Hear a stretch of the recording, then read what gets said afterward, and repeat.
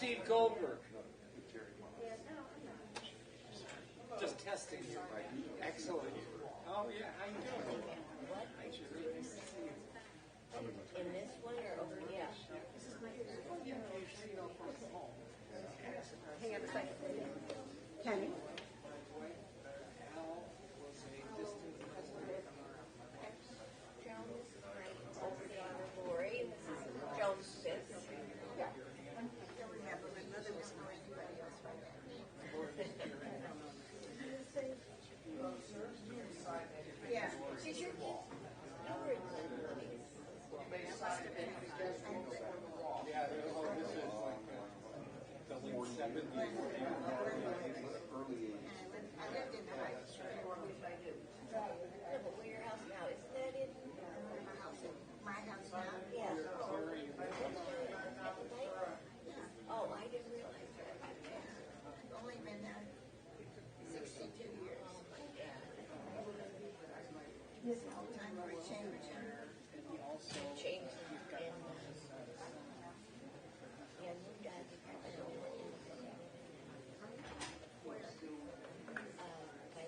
Oh, you're going to if you want a decent place. Especially I don't drive. Well, I stopped driving in July. I was getting dizzy, and motion, and you're turning into now it's getting time. Yes, the road. My lease for another 6 months is and I was I get So we decided together for the Roth family, once you signed in, please have a seat in the chat.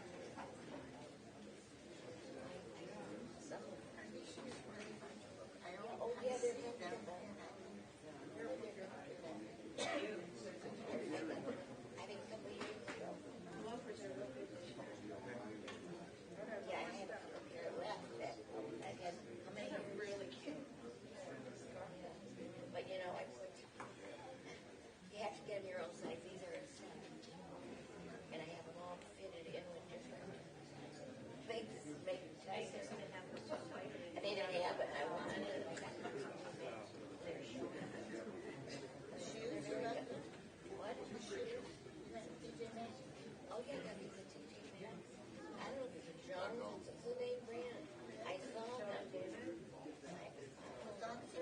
They're very comfortable. Yeah. Middle rows. They're too big, and then when you put the center exactly. Actually, the bath is great. The bathroom is Let's try and stay in touch on Almar. Shaker? Yeah, Shaker. I work out of my house. Where's George live? He lives in Russell. And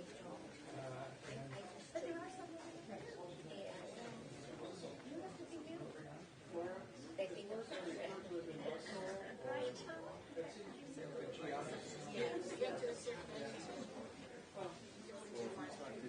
when you want it, if you want it. That's my club. Disagree with me. Today I went down, I did anywhere I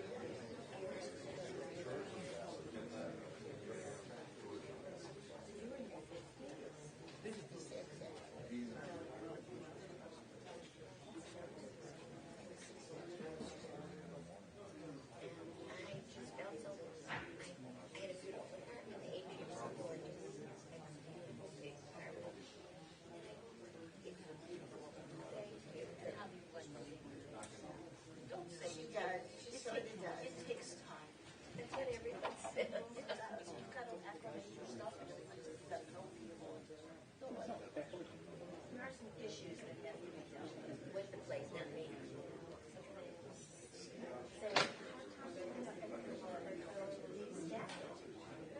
And there's, so it is a beautiful place. I've been there so many times. It is beautiful.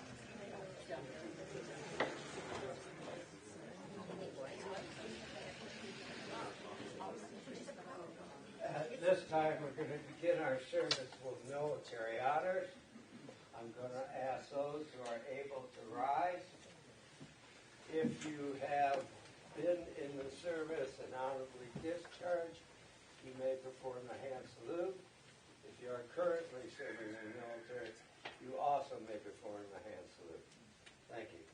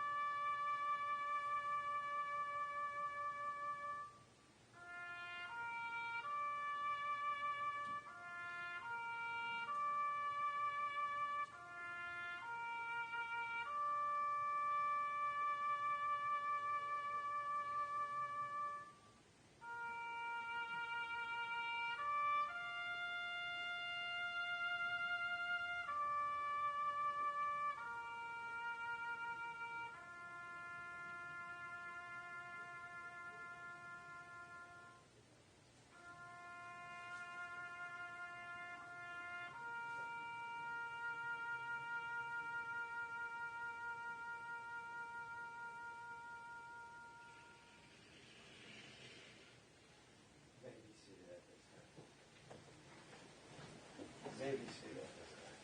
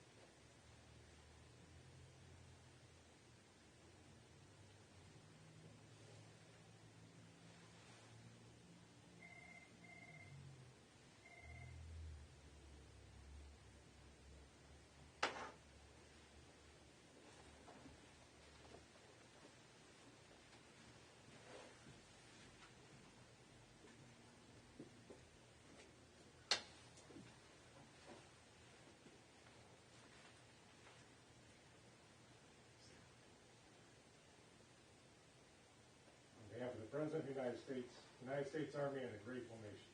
Please accept this flag as a symbol of our appreciation for your loved ones' honor and thankfulness.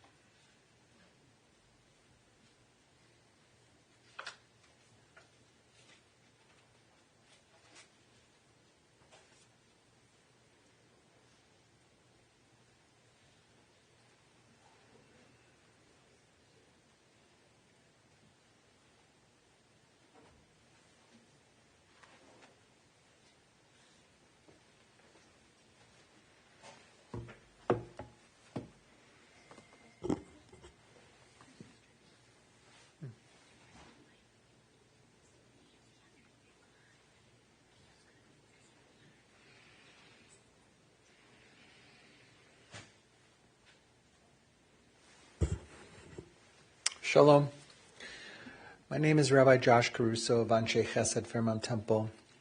It's my honor to be here today to pay tribute to Albert Roth. At this time, to maintain the sanctity of the service, I know there's some sounds that are coming from beyond this room, but just to make sure that your phones are on silent or just turned off so we can appreciate these moments.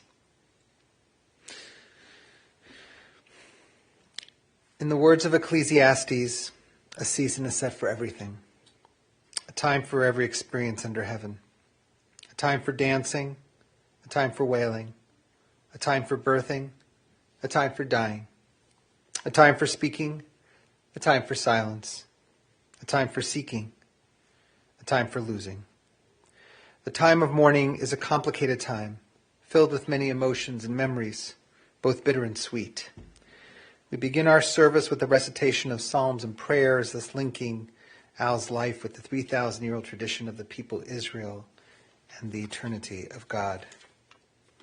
I invite you to join with me in the recitation of Psalm 23. The Lord is my shepherd, I shall not want.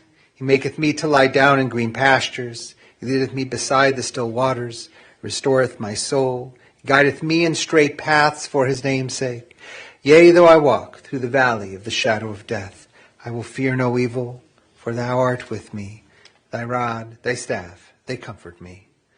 Thou preparest a table before me in the presence of mine enemies. Thou hast anointed my head with oil. My cup runneth over.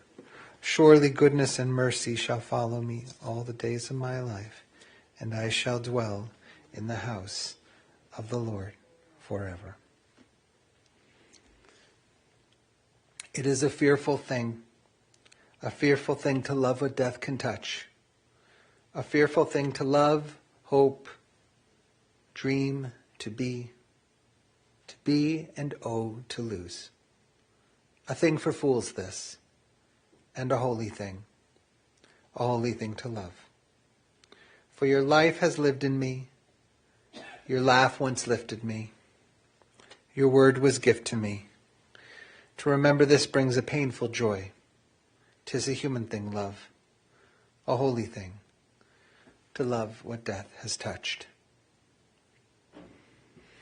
Dear God, this day be with us.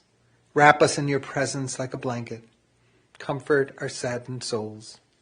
May the grieving family find solace in the love they share, in the devotion of friends and community, and in the knowing and the knowledge of your sheltering presence.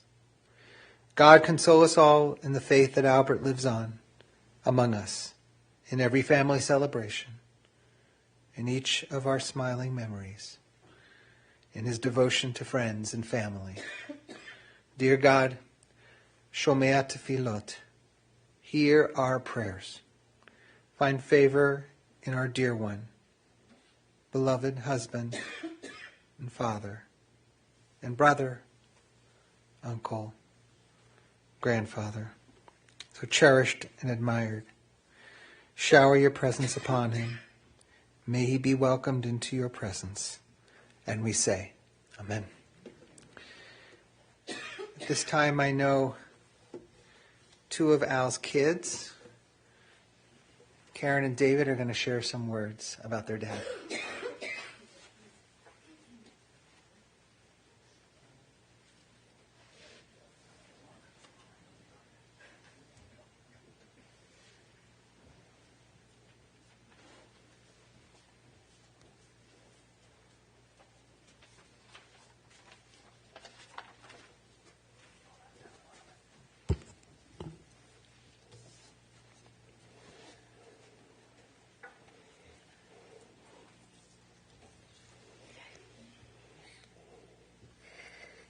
If you knew my dad, then you knew he loved to talk, whether it's to tell old stories from his childhood, experiences in Germany after the war, or give his very opinionated view of the world, our country, or politics of the day. Initiation into the family involved being locked into a long, one-sided conversation with Dad until somebody would rescue the listener. Growing up as his child, he taught us valuable life lessons. We learned to appreciate music when we would play Guess the Composer at the dinner table or go hear the Cleveland Orchestra at Blossom. We also learned to enjoy fishing and how to put our own worms on the hooks. And we learned how to check the oil in the car and the air in the tires before going on any long trip, such as our family vacations to see his mother, my grandmother Seal, in Florida, or a summer week at an Ohio State cabin. But the most important lesson was how to be a dedicated spouse and a lifelong partner in marriage. We never saw my parents argue or fight, and they were always united in how they raised us. They had a strong marriage that lasted 65 years and was frequently celebrated with a dozen American Beauty roses for my mother. Dad had a few goals for a life well lived. He celebrated when he outlived his father, who had died at an early age of 68. For his 69th birthday, he wanted a party. Well, Dad made it all the way to 94. He worked for 30 years for the federal government, and he wanted to collect his pension for at least the next 30 years. And he hit that goal, too. He made it to almost 40 years. He wanted to live long enough to see all 8 grandkids graduate from high school, and that goal was finally met 3 years ago. Thank you, Dad, for being my dad and the lessons you shared with us. I love you, and I'll miss you. Okay. We'll switch spots.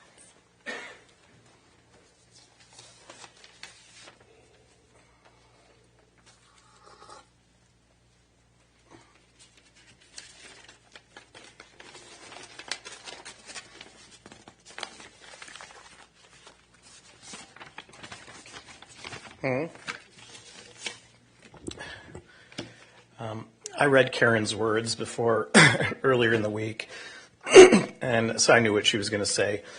And I really liked the way she painted a picture of my father's personality and what it was like to be one of his kids growing up. I want to share the emphasis on how my parents were a team when it came to raising us. I even noticed it as a kid, and I appreciate it even more as a husband and a father myself.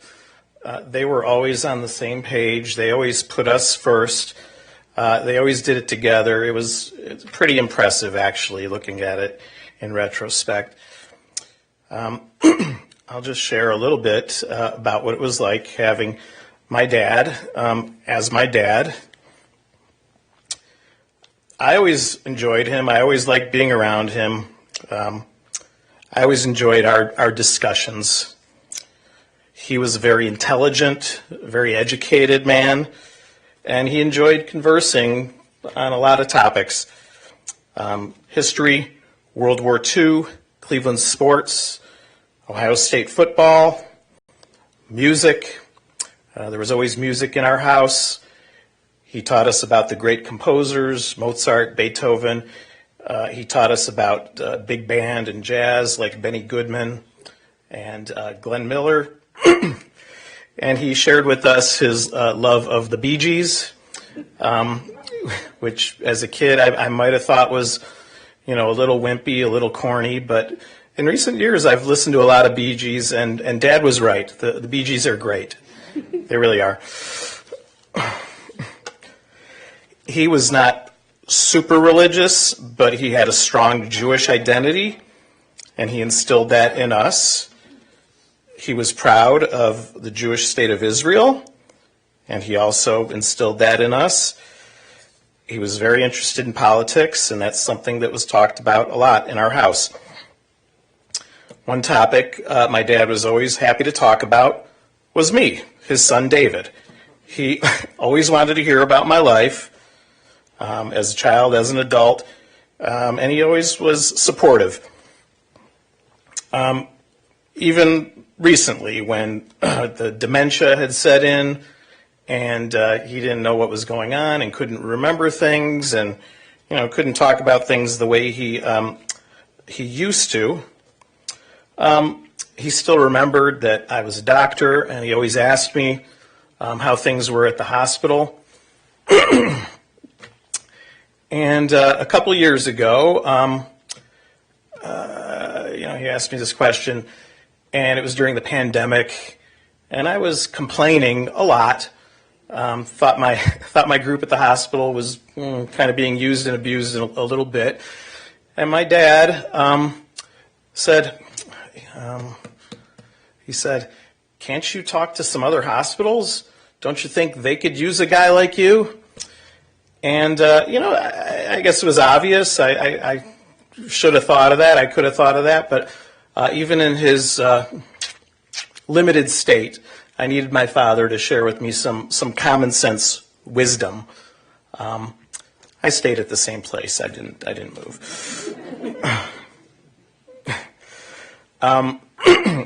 He could talk a lot, and he could dominate the conversation a bit. But my friends who got to know him and spend time around him, they all thought he was a friendly, interesting, witty guy. They enjoyed talking to him. His wit and his sense of humor stayed with him till the very end. I know that the nurses and the aides at Montefiore got a kick out of him. They thought he was kind of funny, and they enjoyed him. They liked him. He was not the young, cool dad. He didn't have a motorcycle or a boat. He didn't let me and my buddies drink beer in the house. He was not too thrilled if we got bad grades or got in trouble at school.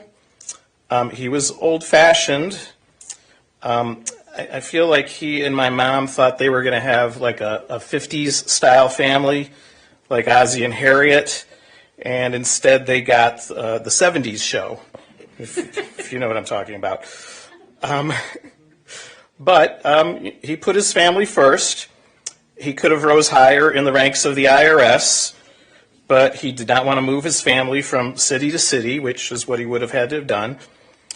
To put things in perspective, we never got the dog that we wanted as kids, but we did all get college educations. So that's the kind of parents I had.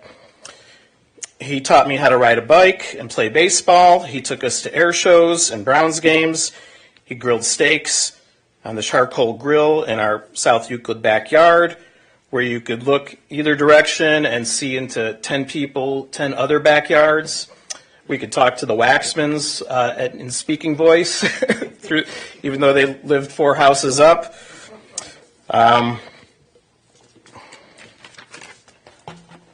He took us on all kinds of family road trips. Florida, many times, where my grandmother lived. Texas, where my uncle and my aunt and my cousins lived. As Karen said, we rented a cabin for a week every summer in one of the Ohio State parks. My dad would make bacon, which we would not have ever had at home because it wasn't kosher, but we got to taste bacon in the cabin. He tried his best to be a good example, and he did what he could so that his children would grow up to be happy and independent and successful adults. And we all turned out good, and we're all happy, and we all have beautiful families of our own. And my father has 8 amazing grandchildren. So his life on earth is now over, and he can rest in peace, and we can remember him, not how he was these last few years, but how he really was when he was our father and provider and the head of the household. And we can celebrate his life and his legacy, and we can look forward to all the great things to come for his family and especially his 8 wonderful grandchildren. Thank you.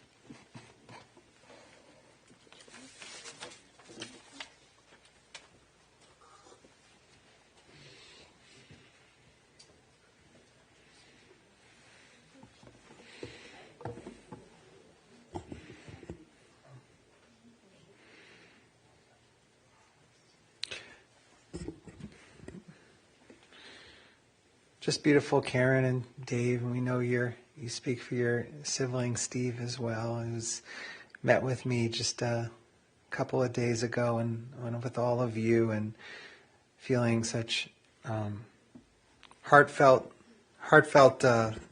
pride at who you had as a dad. There's a wonderful compendium of rabbinic literature. Perhaps includes some of the greatest hits of Judaism, so to speak, greatest aphorisms, the greatest maxims. One of them I particularly like, and I think we can ascribe to Albert. Rabbi Shimon used to say, there are 3 crowns: the crown of the Torah, the crown of the priesthood, and the crown of kingship. But the crown of a good name surpasses them all. The crown of Torah. Albert Roth was a proud Jew, raised by immigrants, Celia and Charles, who informed his life, which he lived according to the values and ethics of our tradition. They were passed down in different ways, much like Judaism is passed down in the home, in those quiet, small moments. While Al did not regularly attend synagogue, he was steeped in Judaism as a child, growing up in Glenville with his sister Gail and his brothers Irving and Michael. Zichronam livracha, may their memories be a blessing. He was one of a group of friends called none other, an unlikely moniker for Jews, the Kinsman Cowboys. And in high school, Celia and Charles moved the family to Cleveland Heights, but uninterested in finishing school, Al got his GED and acquired a GI loan after enlisting with 2 other friends in the United States Army. That loan got Al free tuition to the Ohio State University. In another passage from Pirkei Avot, it says, "Ein kemach, ein Torah." If you don't have sustenance, you will not be able to practice anything of the Torah. And that was Al. He was incredibly pragmatic and made sure to put himself in a position where he could raise himself and raise a future family. And then there was the crown of priesthood. During temple times, the high priest, known as the Kohen HaGadol, was the most venerated servant of God. But if the high priest was worth his salt, he understood that the duty of being a priest was far more burdensome than the perceived glory of the role. You see, the high priest was not just obligated to maintain holiness for himself, but he was charged to be a custodian of holiness for his family and the entire community. Al, a Kohen, a proud Kohen himself, took his responsibilities to his family, his community, and to the world quite seriously. Albert's time in the army took him to Germany shortly after the known conclusion of World War II. After 1945, there was still work for America to do.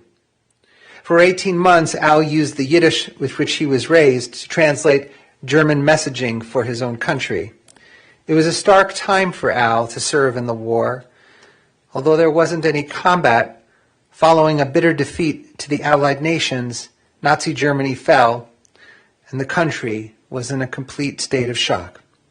Al noticed great indigence, great depression, and would often share interesting stories of his time there. Once he went skiing and almost killed himself, reaching the edge of a cliff due to snow blindness. Fortunately, he lived to tell many more stories, but that was one of his favorites. Upon his return home, Al soon met his bride-to-be. October 20th, 1957, turned out to be a significant day in his life. It also happened to be the day that I met with the family, October 20th, all those years later. October 20th. On that very day in 1957, Al attended the wedding of his brother Irving to Betty. Sadly, Betty just passed away on the very same day that Al did. May her memory be a blessing. Following the wedding, and still dressed up, Al resolved to come to Fairmount Temple for its Sunday night dance. That's how Jews met Jews back then, more than they do today. And that's where Al met Mim.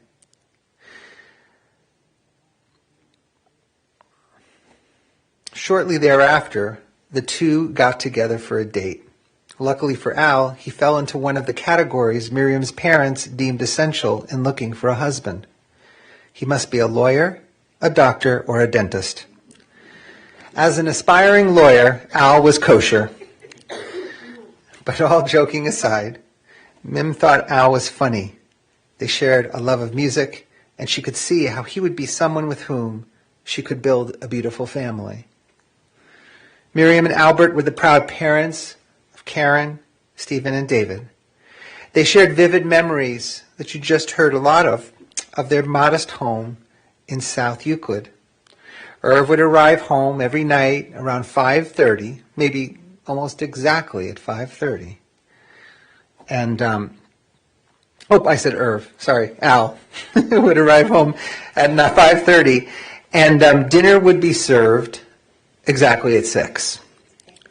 He was an attentive father, helped the kids with their homework, taught them how to ride their bicycles, and even made soapbox derby cars.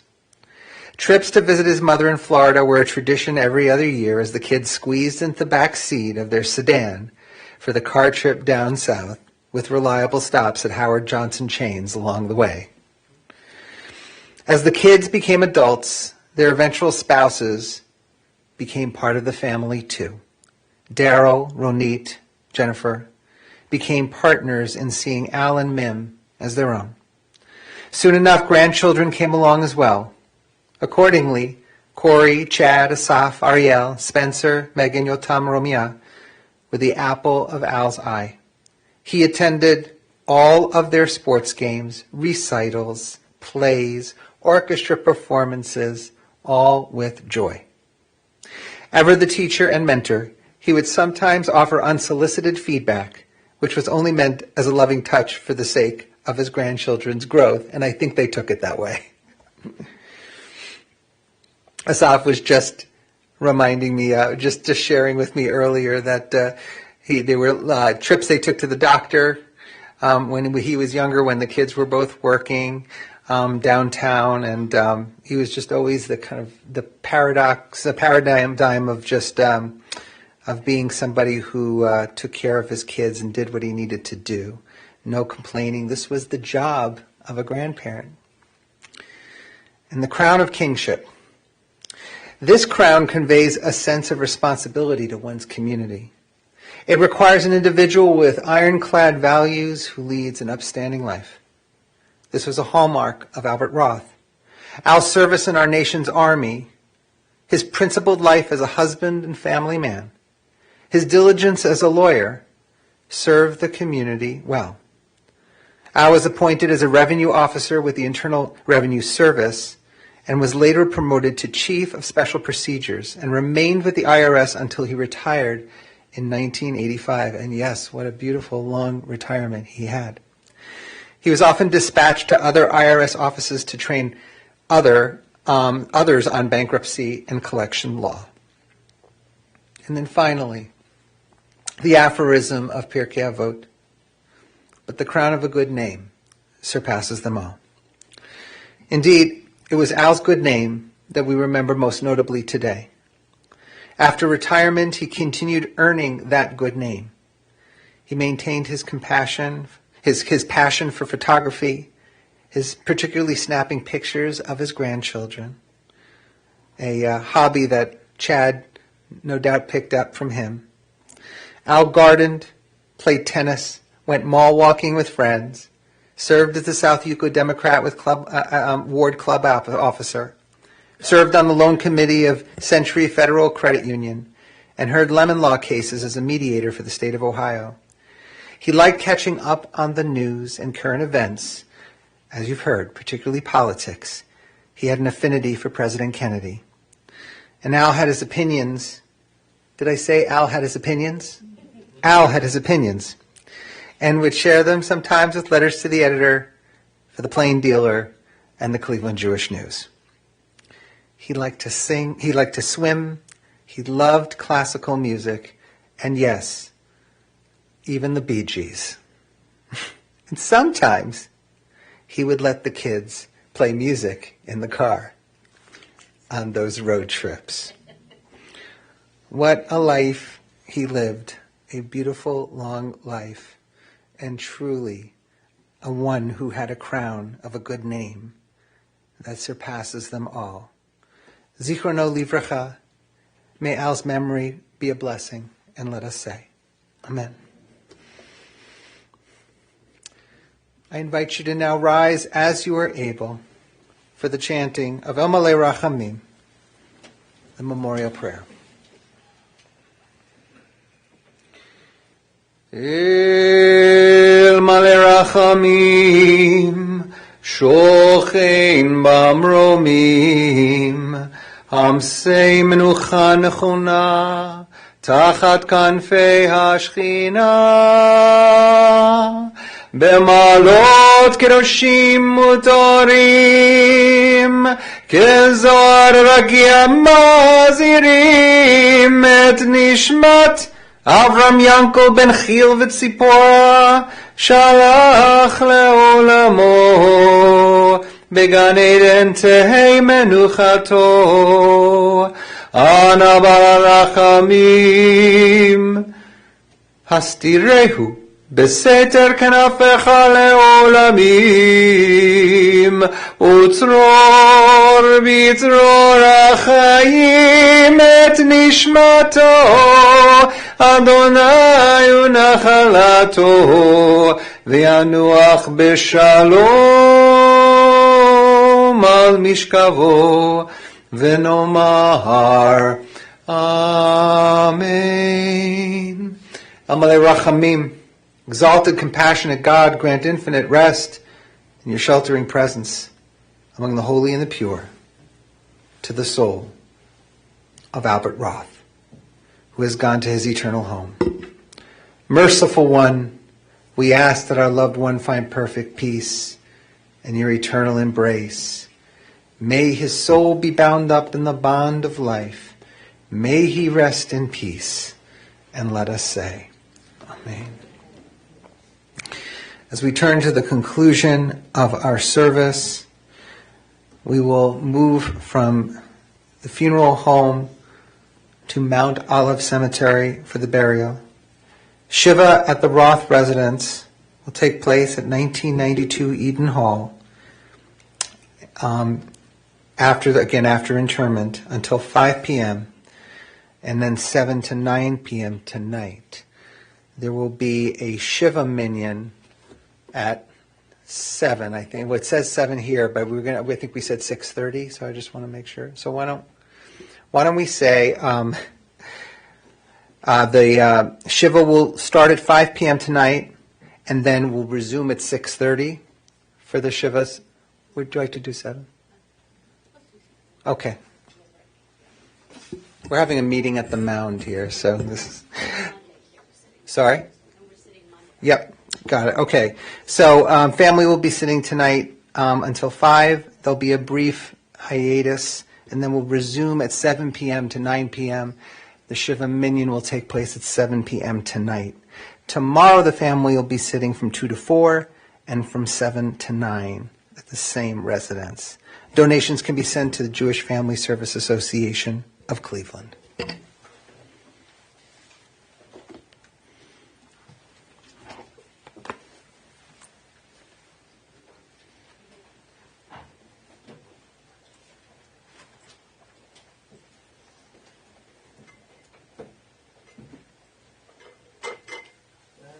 to our pallbearers to step forward at this time.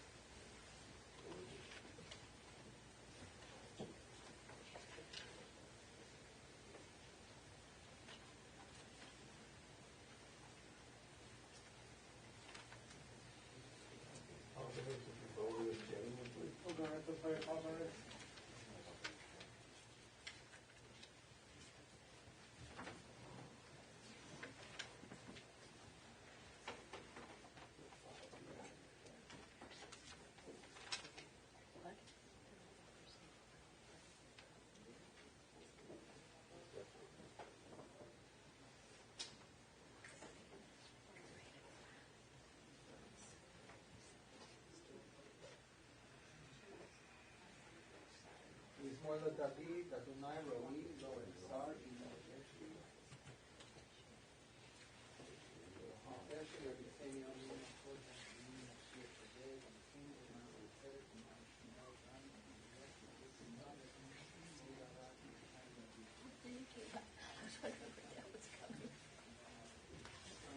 The interment will be at the Mount Olive Cemetery. We ask that those who are going to that service, please return directly to your cars, put on your headlights and your hazard flashes. On behalf of the family, I thank you for attending this service. Friends, may all exit to the rear of the chapel.